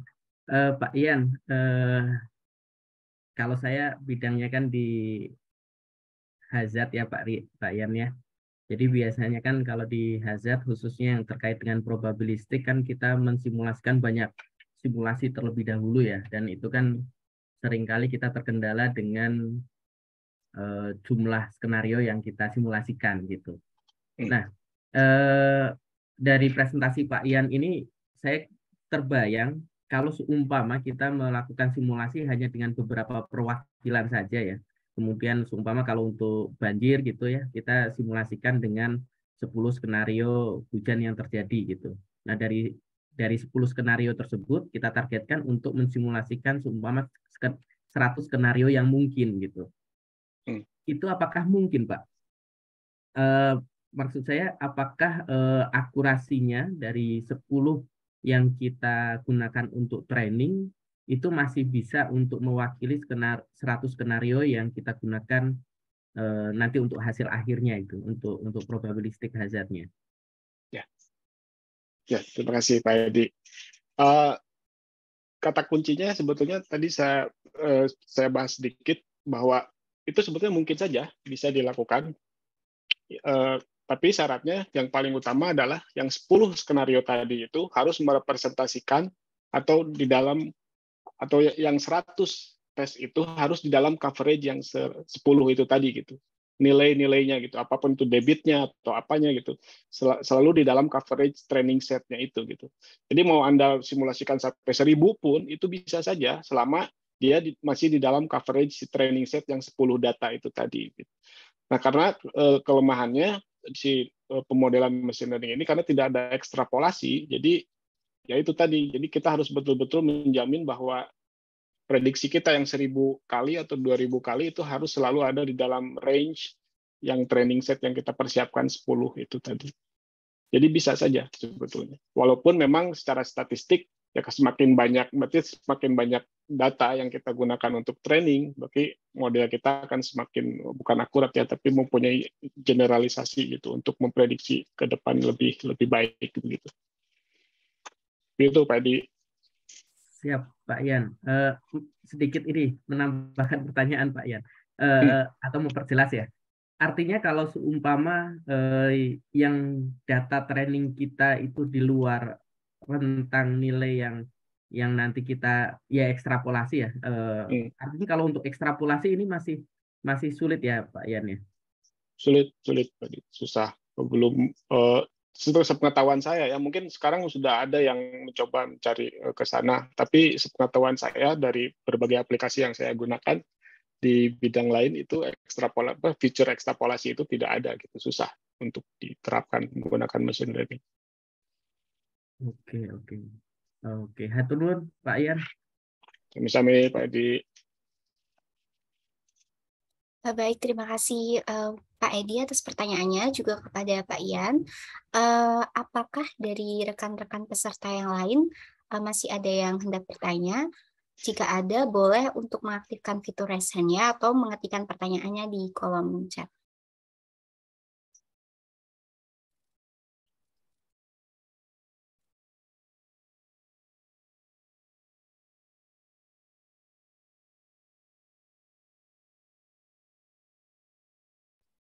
Itu Pak Bram angkat tangan lagi sepertinya. Enggak ya? Oh iya, betul. Ya, baik Pak Bram. Pak, karena belum ada yang bertanya lagi, saya melanjutkan pertanyaan saya tadi. Untuk kasus Indonesia, karena ini kan contohnya tadi diberikan Jepang, sebenarnya potensi Taipan itu seperti apa? Karena kalau dari informasi yang diberikan BMKG itu mungkin masyarakat umum tidak terlalu bisa membacanya gitu. Nah, sebaiknya bagaimana cara kita membaca atau mengetahui informasi yang di-sharing oleh BMKG terkait fenomena taifun ini di sekitar wilayah Indonesia seperti itu, Pak. Terus kemudian kalaupun misalkan ada potensi taifun ini, itu sebenarnya area-area mana aja ini yang sebenarnya paling berpotensi kalau menurut sudut pandang Pak Ian gitu. Terutama misalkan untuk perairan Jawa, itu kan merupakan perairan yang cukup padat penduduknya di area pesisir. Nah, itu apakah memiliki potensi taifun dibandingkan dengan daerah yang lainnya? Mungkin itu aja, Pak. Ya, terima kasih Pak Abram. Ya, seperti ini kan kita bisa lihat tadi sudah saya tunjukkan, kejadian di Indonesia memang jarang, tapi pas lagi kejadian yang 1973 ini cukup signifikan dampaknya ya, terutama korban jiwa ini tadi. Jadi memang riset tentang taifun ini atau early warning tentang taifun ini diperlukan juga di Indonesia gitu. Nah, kalau dari BMKG saya sendiri kurang tahu seperti apa early warning dari taifunnya. Cuman dari hasil studi saya tentang taifun ini yang hanya beberapa bulan yang lalu, saya mencoba mempelajari ini untuk early warningnya. Dari sebetulnya taifun ini lebih waktu kita untuk melakukan evakuasi itu lebih banyak gitu dibandingkan dengan gempa atau tsunami begitu, karena periodenya juga cukup panjang gitu. Untuk informasi ke masyarakat, saya pikir ya itu memang wewenangnya dari BMKG. Saya tidak tahu seperti apa informasinya yang disampaikan. Kalau untuk tsunami, setahu saya misalkan ada semacam sirine di pantai begitu, karena kejadiannya sangat cepat. Nah, kalau untuk taifun ini karena periodenya bisa berhari-hari, jadi kalau di Jepang itu biasanya kita broadcast lewat TV-TV nasional begitu dalam beberapa hari sebelumnya. Begitu taifun dibangkitkan, misalkan kalau ini di Laut Banda, itu sudah kita sebarkan informasinya bahwa terjadi pembangkitan taifun, walaupun nanti pergerakannya akan sangat susah gitu memprediksinya gitu.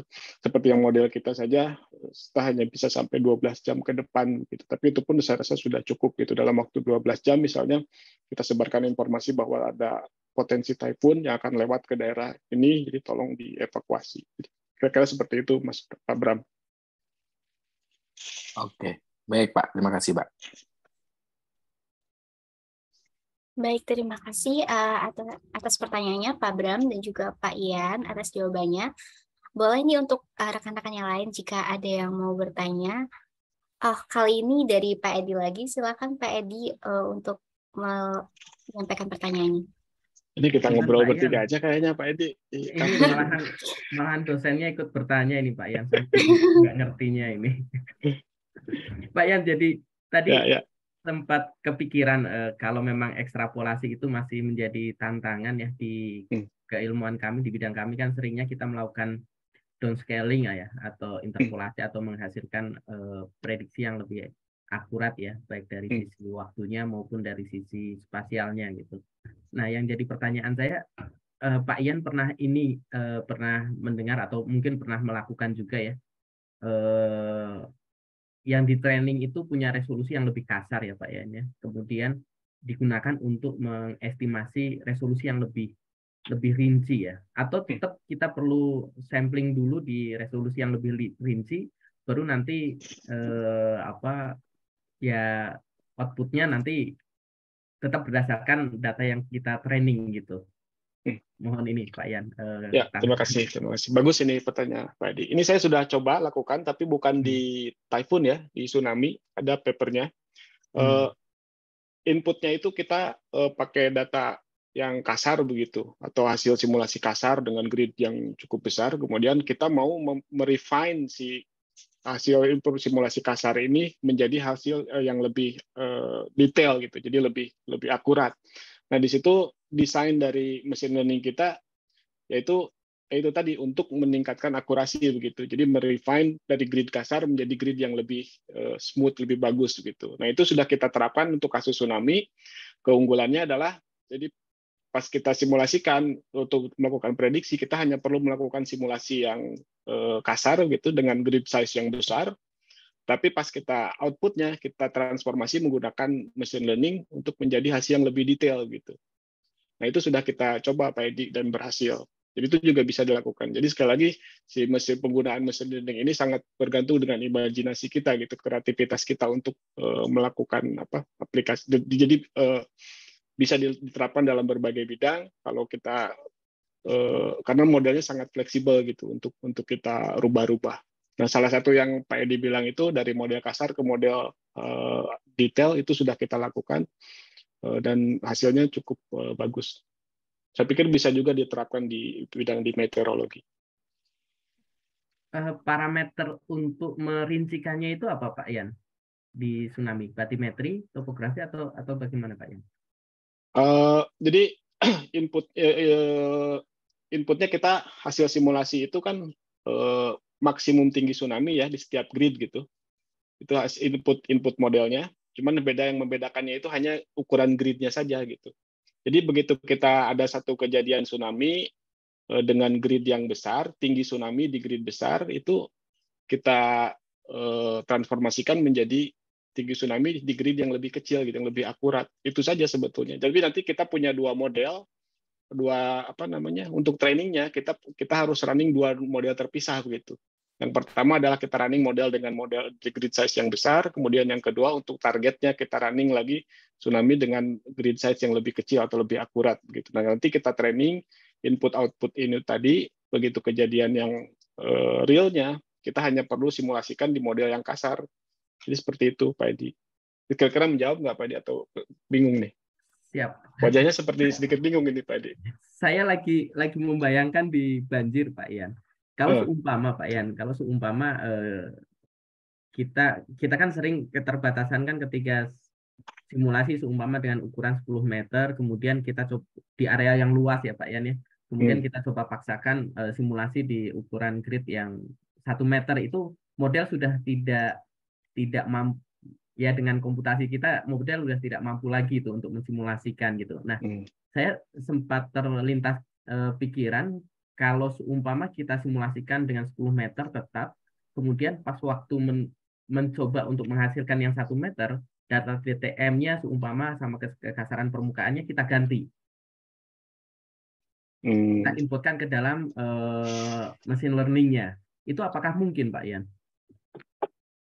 Kalau itu sepertinya sedikit lebih kompleks ya. Kalau ke tsunami kan cuma batimetri aja tadi ya. Itunya apa yang menentukan tinggi air lautnya. Nah, kalau untuk banjir diganti-ganti parameternya belum kepikiran sih ya seperti apa. Tapi kalau untuk kasus yang seperti Pak Edi bilang itu dari yang kasar menjadi yang halus gitu gridnya, kita tetap harus untuk mempersiapkan data trainingnya kita tetap harus mensimulasikan banjir dengan menggunakan grid yang halusnya dulu dari misalkan menggunakan 10 skenario tadi. Nah, itu tetap harus dilakukan. Jadi walaupun kita perlu simulasi yang yang berat gitu, simulasi dengan spesifikasi komputer itu tetap harus dilakukan hanya di awal saja untuk persiapan data. Tapi begitu nanti untuk prediksinya, jadi kita tinggal pakai machine learning. Jadi yang 1 meter itu tetap harus disimulasikan, Pak Edi. Jadi kadang suka ada salah pemahaman bahwa kita sama sekali tidak memerlukan simulasi yang 1 meter itu, tapi yang 1 meter itu tetap harus dilakukan hanya sebelum kita melakukan prediksi. Jadi untuk data training saja begitu. Memang tidak rumit, Pak Edi, kalau belum kebayang sih saya kalau belum pernah mencoba untuk kasus banjir. Siap, Pak Ian. Wah, ini bisa jadi ini, Pak Ian. Terima kasih, Pak Ian, jawabannya. Terima kasih, Pak Edi. Kembalikan ke Amalia. Mangga. Baik, terima kasih Pak Edi dan juga Pak Ian. Menarik sekali ya, ternyata aplikasinya bisa diterapkan di multidisiplin yang lain juga. Untuk teman-teman yang lain, barangkali ada yang ingin mengajukan pertanyaan, masih diperbolehkan. Silakan aja untuk mengajukan pertanyaannya, mumpung Pak Iannya masih bersama kita di sini.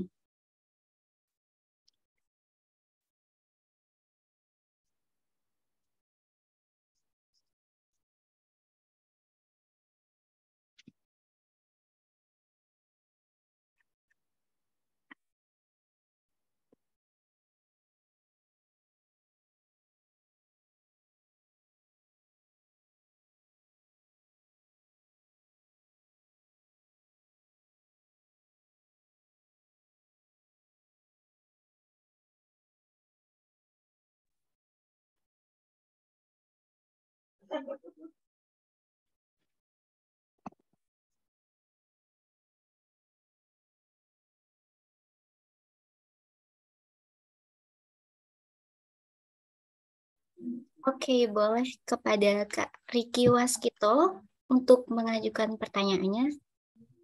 Iya, terima kasih Mbak Moderator. Terima kasih Pak Edi dan Pak Ian nih. Undangan dan paparan yang menarik bikin saya mengawang-awang. Terkait tadi menambahkan mungkin dari siapa Kang Soleh dan juga Pak Edi. Jadi dibawa ke lokal ini ke banjir ya Pak Ian, punten. Walaupun tadi mungkin bagi saya sendiri memang ini rumit, tapi kalau sederhananya dibawa ke kasus kami di sini, bukan kasus ya, kejadian banjir yang sering terjadi di tempat kami terkait dengan peringatan dini banjir. Pengolahan data dari aplikasi ini yang tadi disampaikan memang cukup ini ya, bisa multiguna gitu ya. Nah, kalau misalkan sumber-sumber data yang sebagai inputnya itu dari data-data AWS, ARR, kemudian AWLR, kemudian diolah mungkin ya lintas diolah di aplikasi ini.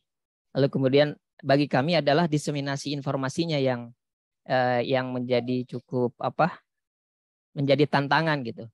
Kalau selama ini kan manual melalui aplikasi WA gitu ya atau Facebook. Nah, kalau misalkan di Jepang itu dari hasil prediksi typhoon ini disampaikan media diseminasinya melalui televisi atau SMS blast mungkin ya. Ya. Nah, kalau dari data-data itu apakah punten ini mungkin pertanyaannya hanya sederhana ya Pak Ian. Apakah bisa dimungkinkan kalau dari data-data hasil observasi instrumen gitu ya, instrumen permukaan dan juga instrumen penginderaan jauh gitu ya melalui satelit atau radar hujan, ini dijadikan input-input disatukan gitu. Kemudian hasilnya outputnya adalah informasi peringatan dini gitu di daerah yang misalkan dalam luasan area yang terancam atau terdampak banjirnya. Itu saja mungkin Pak Ian. Hatur nuhun. Ya, terima kasih Pak Riki. Ini menarik ya. Lebih ke apa ya? Sebetulnya lebih ke praktikal aplikasinya begitu. Seperti apa? Tidak berhubungan dengan sainsnya, tapi ini juga memang diperlukan sebetulnya. Apa gunanya sebetulnya prediksi kita itu? Nah, dengan teknologi informasi sekarang, ini karena bidang saya seperti tadi saya bilang adalah tentang tsunami. Ada beberapa contoh di tsunami, misalnya begini. Kalau menggunakan machine learning nih ya, setelah kita selesai training modelnya, itu intinya kita nanti punya beberapa set model parameter yang bisa kita pakai gitu, yang sudah siap dipakai begitu. Nah, dengan teknologi sekarang seperti cloud computing, kita bisa simpan si koefisiennya tadi di server begitu. Kemudian nanti ada inputnya dari hasil observasi, misalkan kita tinggal gabungkan dengan model yang sudah kita training tadi, dan nanti kita melakukan prediksi di cloud computing itu karena neural network itu sangat cepat, jadi keluar hasilnya. Nah, kemudian outputnya diintegrasikan dengan peta, misalnya dengan Google Map, itu bisa dilakukan. Dan sekarang sudah ada beberapa paper di tsunami yang melakukannya seperti itu. Saya pikir juga bisa dilakukan untuk early warning banjir begitu. Jadi nanti kita punya model atau instan yang siap dieksekusi kapan saja, kemudian begitu ada outputnya, kita running, dan kemudian hasilnya nanti disebar melalui bisa dengan aplikasi begitu, atau dengan yang paling gampang sih kalau di Jepang itu di overlay dengan peta di Google Map, ada aplikasinya, bisa di website atau bisa di handphone begitu. Nah, saya pikir itu solusi yang cukup menarik ya untuk practical application-nya gitu dari metode ini. Siap, terima kasih Pak Ian. Ini tinggal dilempar lagi ini ke Pak Edi Riawan dan kawan-kawan. Mudah-mudahan bisa support nanti. Ternuhun Pak Ian, Pak Edi. Terima kasih Pak Riki.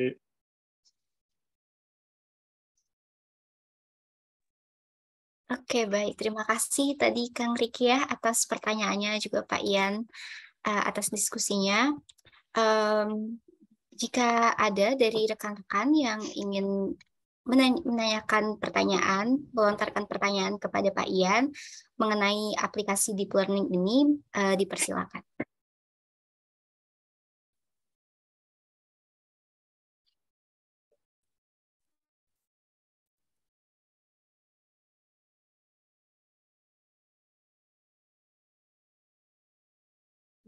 Mungkin jika belum ada, saya mau sedikit bertanya Pak, tapi mungkin ini nanyanya nggak terlalu berat-berat seperti pertanyaan-pertanyaan yang sebelumnya. Boleh. Jadi kalau untuk deep learning ini kan untuk mahasiswa S1 meteorologi ini, kita emang sudah sering mendengar istilah ini, tapi belum pernah melakukan sama sekali atau mungkin exploring lebih dalam gitu ya Pak. Terkait dengan aplikasinya untuk di bidang meteorologi seperti di Typhoon ini, kalau untuk deep learning tadi kan ada salah satu kelemahan itu tidak bisa melakukan proses ekstrapolasi.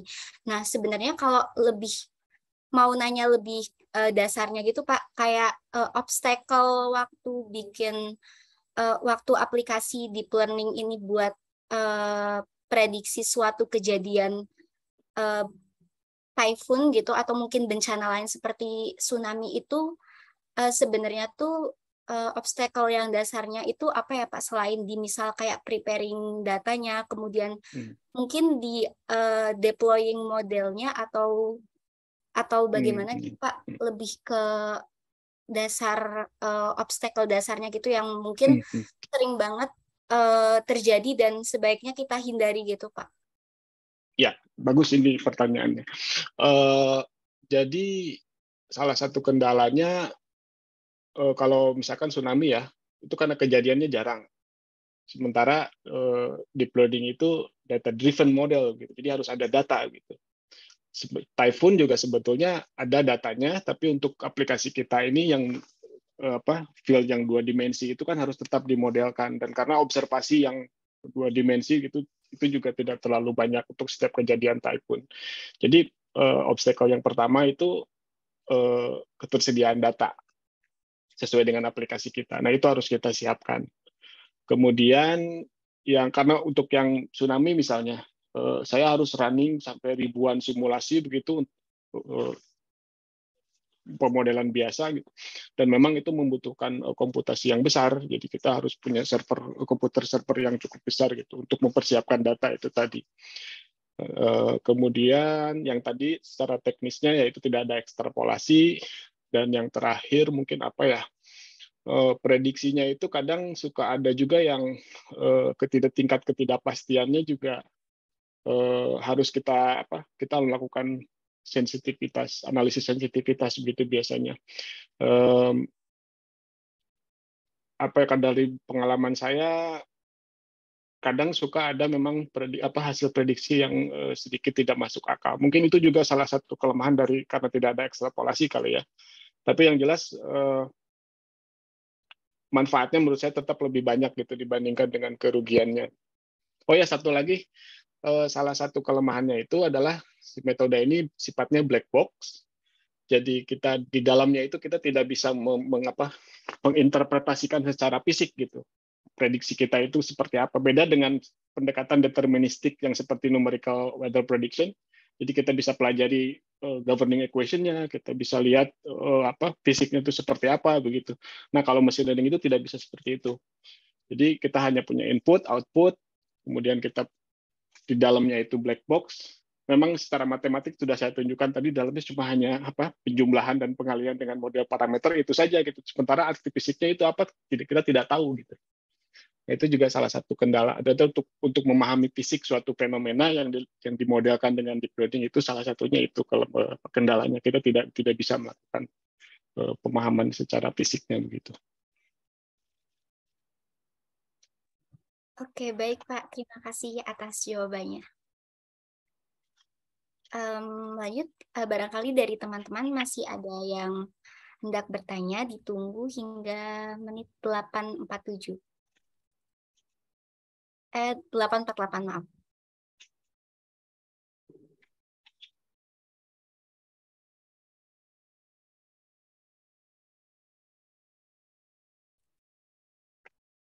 Boleh boleh Pak Hengki untuk bertanya. Sepertinya tidak ada pertanyaan yang lain, jadi mungkin bisa dijadikan sebagai pertanyaan penutup dari Bang Hengki. Oh, baik. Assalamualaikum Kang Ian, Sampurasun. Waalaikumsalam, Pak Hengki, apa kabar? Baik. Semoga Kang Ian belum lupa dengan saya ya. Oh, enggak dong. Oke. Jujur waktu poster ini muncul begitu ya, saya sedikit kaget karena sudah lama banget nggak dengar kabar soal Kang Ian. Dan tiba-tiba sudah di Jepang dan mainannya itu canggih banget begitu ya. Tiba-tiba sudah tidak ada rambutnya lagi ya. Itu tuh biarlah Mas Edi yang bahas. Oke. Sebagai penutup Kang Ian, tolong diceritakan milestone hidupnya sejak dulu kita terakhir ketemu di Meteorologi ITB waktu Kang Ian swasta saya begitu ya. Sampai sekarang tiba-tiba beraktivitas di Jepang. Saya seperti keskip banyak hal banget nih. Dan pertanyaannya bukan teknis ya teman-teman mahasiswa ataupun Mas Edi gitu ya. Saya penasaran banget nih. Semoga ini jadi pertanyaan penutup. Monggo Kang Ian. Iya, terima kasih Mas Hengki. Aduh, memang udah terlalu lama ya. Memang banyak yang kaget sebetulnya begitu lihat saya, karena saya tidak aktif di medsos, saya tidak punya media sosial, kemudian apa ya jarang terekspos lah gitu. Saya aktivitas keseharian saya begitu. Saya hanya mungkin kenal dengan yang teman-teman dekat saja seperti Pak Edi, Pak Bram, itu mereka sih tahu gitu perjalanan hidup saya setelah dari ITB. Awalnya dulu setelah S2 di Teknik Sipil, saya kerja dulu di Singapura sekitar 3 tahun. Di situ juga saya melamar S3 juga di NUS, tapi tidak saya selesaikan waktu itu karena satu dan lain hal. Kemudian saya dapat tawaran untuk S3 di Jepang dan dapat beasiswa Montuso di Kagoshima University. Dan setelah itu tahun berapa ya, 2012 mungkin, saya pindah setelah lulus S3 itu saya pindah ke Tokyo, pertama di Tokyo University. Di sana jadi postdoc selama ya kurang lebih berapa tahun ya, 4 tahun gitu, dan sekarang akhirnya terdampar di RIKEN ini sampai ya sudah berapa tahun ya kita 2009, hampir 10 tahun lebih mungkin ya. Jadi pasti kaget lah, mukanya juga berubah gitu terakhir kita ketemu. Tapi kemarin pas saya pulang kalau nggak salah saya ketemu dengan iya yang di gerbang kan ya, yang di gerbang itu dengan Pak Edi. Iya, itu. Saya tanya ke Mas Edi, itu siapa bos? Ya bilang.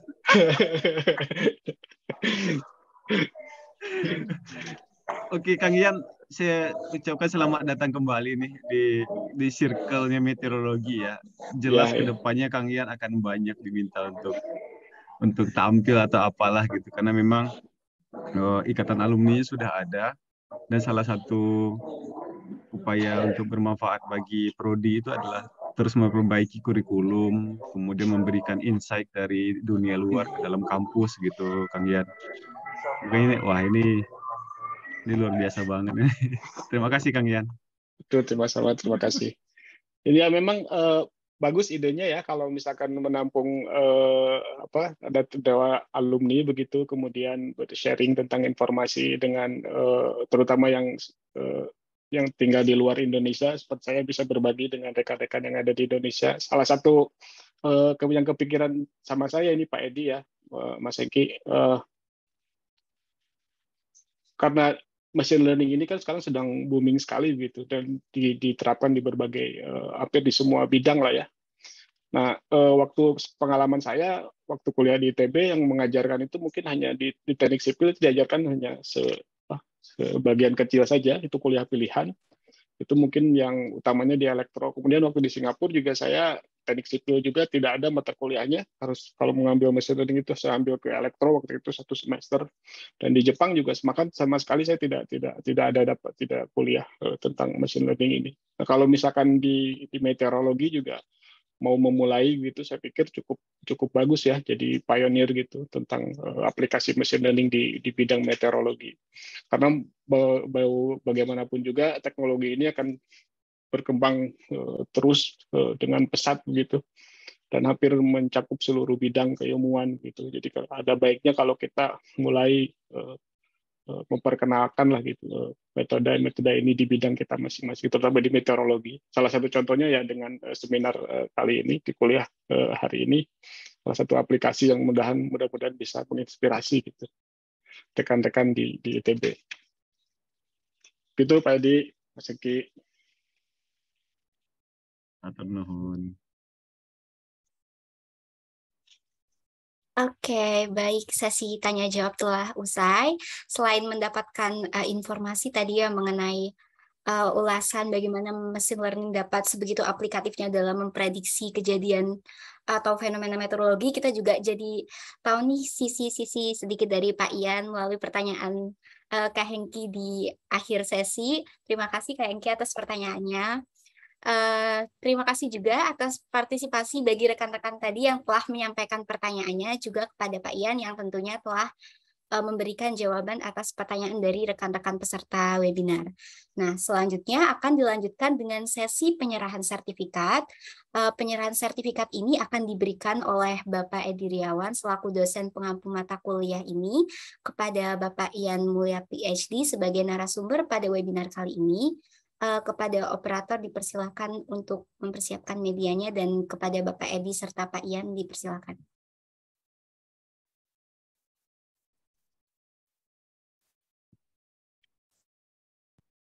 terima kasih Pak Ian sudah berkenan untuk mengisi kuliah kita, walaupun ini hanya sebuah sertifikat, namun harapan kami ini bisa menjadi apa ya, sebagai bentuk penghargaan kami atas sharing yang diberikan oleh Pak Ian kepada kami. Kemudian sekalian ngiklan ya Pak Ian ya, sekalian ngiklan, besok acaranya hybrid, ada offline-nya dan ada online-nya, dan tentunya akan lebih semarak ketika kita datang secara offline ya. Besok sebetulnya pengisinya adalah yang tadi bertanya terakhir kali Pak Ian. Pak Hengki ini sekarang Ampun bos. Pak Hengki ini sekarang bergerak di bidang asuransi, tapi asuransinya spesifik ke asuransi kebencanaan. Dan minggu lalu beliau menceritakan bagaimana bisnis ini bergerak, atau bisnis bidang kebencanaan di bidang asuransi ini bagaimana dijalankan ya skemanya. Kemudian minggu ini hari Jumat besok sore jam 4 sampai jam 6 di Prodi Meteorologi, beliau akan menceritakan peranannya terhadap mitigasi bencana di Indonesia ya. Jadi tidak sekedar bisnis saja, tapi ini bagian dari usaha mitigasi kebencanaan di Indonesia. Itu yang bisa saya sampaikan Pak Ian sebagai penutup. Sekali lagi terima kasih banyak. Semoga tidak kapok diundang untuk memberikan materi kepada adik-adik kita, dan semoga keilmuan ini bisa lebih berperan ke bidang kebencanaan dan bidang lainnya di Indonesia. Hatur nuhun semuanya. Terima kasih. Saya kembalikan ke Amalia. Baik, terima kasih juga kepada Pak Edi. Selanjutnya, tak terasa udah sampai di akhir acara. Oleh karena itu, sesi selanjutnya merupakan sesi dokumentasi kegiatan. Dipersilakan kepada rekan-rekan peserta webinar untuk menyalakan fitur kameranya jika tidak berhalangan. Dan untuk sesi dokumentasi ini akan dipandu oleh dokumentator. Silakan panitia boleh di take over.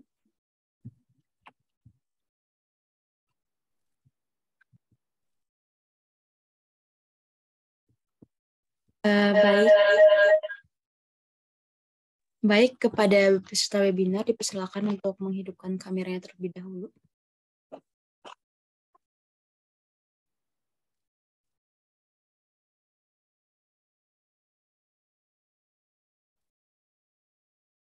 Oke, mungkin akan saya tunggu sampai 8.58 untuk sesi dokumentasinya. Mungkin bagi teman-teman yang mau menghidupkan kameranya terlebih dahulu, dipersilakan.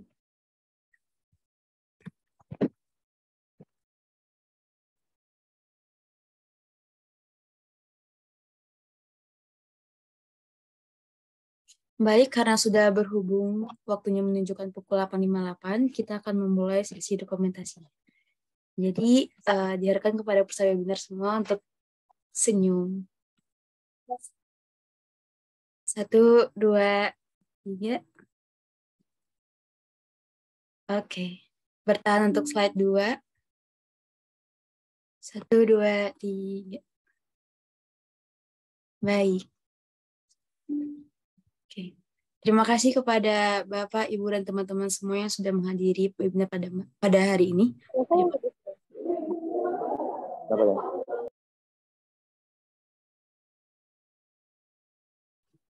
Oke, terima kasih Esi dan rekan-rekan panitia. Tiba saatnya di penghujung acara ya. Sekali lagi terima kasih untuk pemaparan materi oleh Pak Ian kepada kita semua pada Kamis pagi ini. Sehingga pagi-pagi kita udah dapat banyak bekal banget nih. Dan semoga apa yang disampaikan tadi dapat bermanfaat dan dapat menjadi bekal bagi kita semuanya.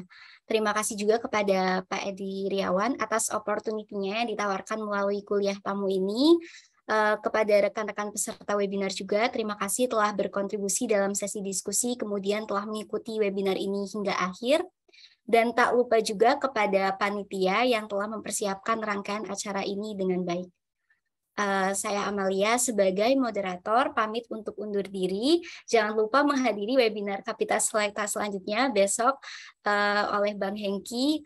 Lanjutan dari webinar, bukan webinar ya, seminar mengenai aplikasi asuransi dalam mitigasi bencana. Boleh datang secara online maupun offline.